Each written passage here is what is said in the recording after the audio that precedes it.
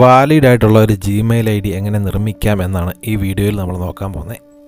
അതിനുവേണ്ടി ആദ്യം നമ്മൾ ഫോണിലുള്ള ജിമെയിൽ ആപ്ലിക്കേഷൻ ഓപ്പൺ ചെയ്യുക. ഇടത്തെ സൈഡിൽ ഇതുപോലെ 3 ഡോട്ട് കാണാം. ആ ഡോട്ട് ഒന്ന് പ്രസ് ചെയ്യുക. അത് തുടർന്ന് വരുന്ന ഓപ്ഷനിൽ സെറ്റിങ്സ് സെലക്ട് ചെയ്യുക.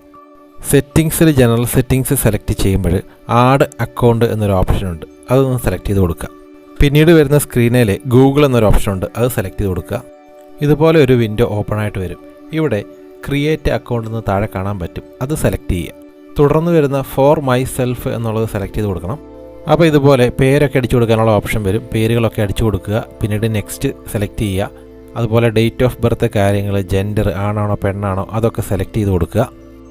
അങ്ങനെ യൂസർ നെയിം ക്രിയേറ്റ് ചെയ്യേണ്ട ഒരു വിൻഡോ വരും. ഇവിടെയാണ് നമ്മൾ യൂസർ നെയിം ക്രിയേറ്റ് ചെയ്യുക. അപ്പോൾ നമ്മൾ നേരത്തെ ഒരു പേര് കൊടുത്തല്ലോ, അതിനോട് ബന്ധപ്പെട്ടിട്ടുള്ള യൂസർ നെയിം ക്രിയേറ്റ് ചെയ്യാൻ ശ്രമിക്കുക.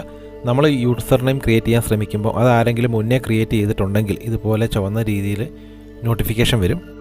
ഒന്നെങ്കിൽ ഗൂഗിൾ തന്നെ നമുക്ക് കുറച്ച് പേരുകൾ സജസ്റ്റ് ചെയ്യും. അതിൽ നിന്ന് തിരഞ്ഞെടുക്കുക. അതല്ലെങ്കിൽ നമുക്ക് പറ്റുന്ന രീതിയിൽ നമ്മുടെ യൂസർ നെയിം നമ്മൾ റെഡിയാക്കി എടുക്കുക. അത് കഴിഞ്ഞിട്ട് പാസ്വേഡ് ഓപ്ഷനാണ് വരിക. പാസ്വേഡ് വളരെ സ്ട്രോങ് ആയിട്ടുള്ള ഒരു പാസ്വേഡ് വേണം ശരിയാക്കാനായിട്ട്.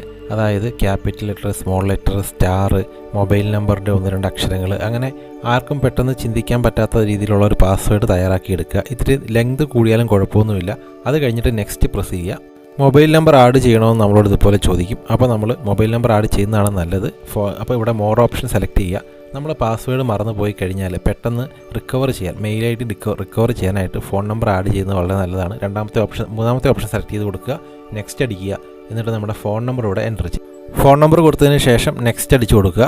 അത് കഴിയുമ്പോൾ ഒരു വെരിഫിക്കേഷൻ കോഡ് നമ്മൾ കൊടുത്ത മൊബൈൽ നമ്പറിലേക്ക് ഗൂഗിൾ അയക്കും.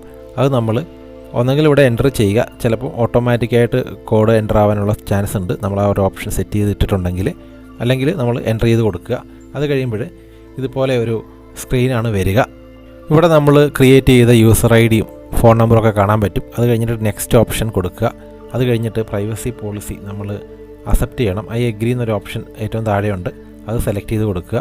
ജിമെയിലിൻ്റെ ജനറൽ സെറ്റിങ്സിലേക്ക് ഓട്ടോമാറ്റിക്കായിട്ട് നമ്മൾ എത്തും. അവിടെ നമ്മൾ പുതിയതായിട്ട് ക്രിയേറ്റ് ചെയ്തിട്ടുള്ള അക്കൗണ്ടും അതിൻ്റെ യൂസർ നെയിമും പേരും ഒക്കെ അവിടെ കാണാൻ സാധിക്കും.